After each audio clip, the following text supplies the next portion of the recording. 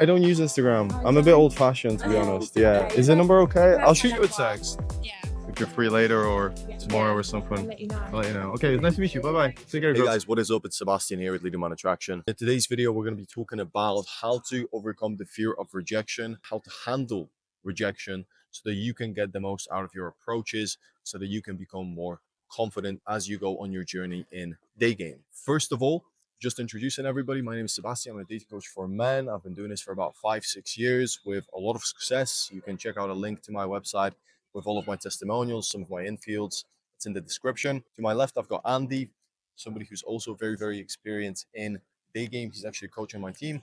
And of course, we got Max as well here, and he is also a coach on my team. Now, the first important thing about rejection is to just accept the fact that it's going to happen. I think we can all agree that each one of us has been rejected, right? Hundreds and 200 times at least. Yeah, you got to you got to accept you're gonna get rejected. You've got to accept that it's no matter how good somebody gets, no matter how comfortable you're gonna get with yourself, rejection is just a part of this process. It's a part of the game. That we all have like really bad rejections, right? 100%. Like terrible rejections, and we're still here. We're still doing this. We're still getting results.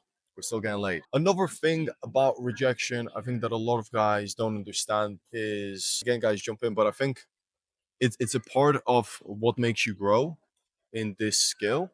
Like literally, if we didn't get rejected, we probably wouldn't be as good as we are. I think the key here is getting comfortable with uncomfortable situations. That's key here. I mean, it's the same thing in life in general, right? It's always you learn through kind of suffering, right? So you need to fuck up some shit to get better at things and like to build some kind of resilience. I think a lot of guys also think that it's worse than what it actually is.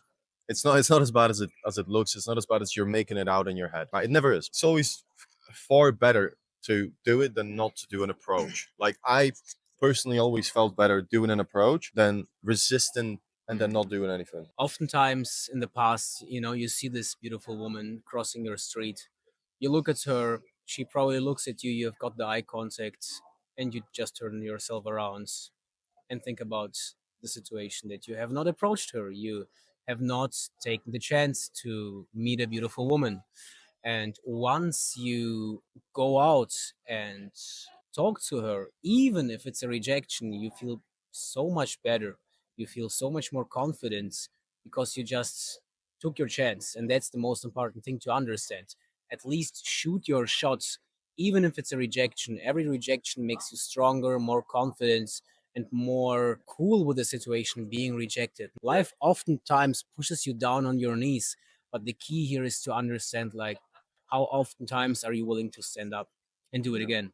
And I think what we're talking about here ultimately is a mindset shift. If you can see it as something like a way to get to where you want to get to, a passageway that you have to walk through, then you're going to see it in a positive light. You're going to see it as progress, and then you can start getting real results. Unless you can do that and then have the balls, like you just need the balls, right? At the end of it, you 100%. need to have the balls to just approach. But if you watch this video and then you watch another video and then another video, then another video, you're going to forget that you watched this video. You're not going to take action. So you need to literally write down a specific goal. After watching this video, I'm going to go out and I'm going to speak to 3 women. I'm just going to pay them a compliment. If you can do that, you've got the balls to then get better and better and better. It's going to be a daily habit, and then you're going to start enjoying it. 100%. And what I would like to add is to always remember the moment you said hi, you already won. No matter what happens, like the moment you said hi, you already won, because who actually would have the balls to do that? Like nobody's doing that. So if you're the guy going up there saying hi, bro, you already won. Like everything that comes afterwards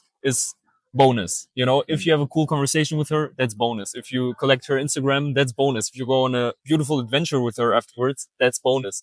But the moment you said hi, you already won. And it's important for you also to frame it like this. Also, when you have like a rejection after you approach, frame it for yourself like, damn, that was amazing. 1,000 out of 10. I did it. Like, who would have the balls to do that? And I think that also helps you to like reframe rejection as something positive instead of something negative. Maybe on some days you will have bad days where you collect a lot of rejections. This can bring you down and bring you into an downward spiral where you think like, I'm like not feeling it today, or today is like a really shit day. And then you even start over analyzing things more. You get into this downward spiral. So try to reframe it and see it as something good. Actually, you, for every no, you get closer to the yes. I do not remember like a lot of my rejections. You actually remember the wins, remember the good stuff, and the rejections. Okay, they might hurt a little bit, they might sting a little bit at the beginning, but life goes on. At the end of the day, it's just a conversation, and a lot of the time, rejection isn't even personal.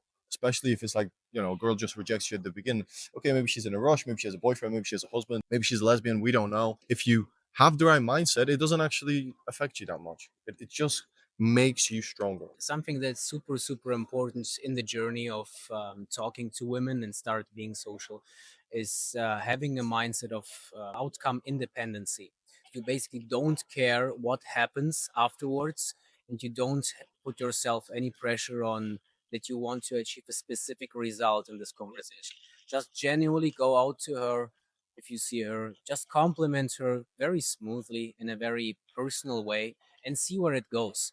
If it will become a nice romance, it's amazing. But if it's just a quick 5-minute conversation or even like 1-minute conversation, hey, it's totally fine. It happens. You know, we see beautiful women on Instagram, we see beautiful women online, we see beautiful women in movies. Guys just watch a lot of porn, which also doesn't help. And we put women on a pedestal. We immediately think that we're below them, you know, just because they're beautiful. And a lot of the time, beautiful women want to be approached. You know, we've all approached beautiful women who have given us some of the best reactions out of all the girls we've approached. When you start understand these are just human beings, just like you, just like me, we all got our own insecurities, we all got our own things that we're anxious about. Some of them aren't even great in social situations, right? So they act awkward as you're approaching them. When you realize that and you kind of stop pedestalizing people, that's when real connection happens. But that can only happen after you accept that rejection is just a part of the process. Without taking any action, you're absolutely never going to improve. You're going to keep watching dating content, you're going to keep watching infields,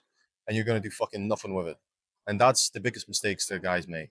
They watch infields for a year, 2 years, 3 years. They're experts on the game, and then fucking nothing happens. They don't get laid.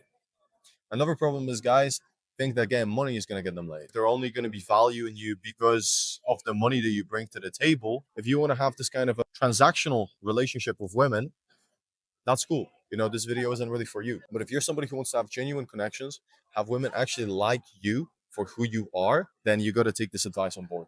You take this advice on board, trust me, you're going to start seeing results. Something that's really important, especially like when we move into the 10 game, like approaching very beautiful hot chicks. They've got crazy sensors on the authenticity level that you bring. You have to imagine the world of a hot girl, like a hot girl's reality. How does it look like? Probably 5 times per week she will be approached. She got approached on the street and she immediately feels that the guy wants something from her. So the needy behavior kicks in here, and there is the automatic firewall response by the woman that she's immediately not interested in the guy. So you have to be authentic, you have to be cool, and coming back, looping in into the topic of being outcome independent here is super crucial. And how to achieve that is only by repetition. You have to do it every fucking single day. If you miss a day, then do double on the next day. Trust me, like if you're gonna do that for a month, for 2 months, for 3 months, your game will immediately change because you're absolutely comfortable to be surrounded by a beautiful woman. When we were beginning, we were literally approaching every fucking day. And that's why we got better much faster than people who just did it a couple of times, dropped out for a couple of weeks. Maybe Then- even drunk. Yeah. That's an excuse. Yeah, that's a Being fucking drunk excuse. to be social, it's bullshit. It's bullshit. You don't need to be drunk to be social. You just need to be comfortable with yourself, and you need to be comfortable with being outcome independent rather than hoping that somebody likes you. Because that's when it never fucking works. When you're hoping that someone likes you, what are they immediately gonna do? Well, they're gonna dislike you because they can see that neediness. They can feel it. Yeah. They can sense that you're not being authentic, that you're not being yourself, that you're not being confident. It's literally just repetition and a positive outlook on what you're doing. If you can achieve that, you're going to get results. I think that brings us to the end of the video. I think we've covered kind of this topic. If you enjoyed it, leave it a like, subscribe to this channel because we're going to have more videos like this in the future. And we're going to have infield approaches of ourselves doing game and showing you how it's done. So it's going to be a lot of value for you. So stick to the channel. If you want a one-to-one free dating strategy call, click the link in the description. We can have a conversation. I will tell you exactly 5 steps that you should be taking to improve your dating life and to get results within the next 30 days. All right, that's it for this video. Peace out.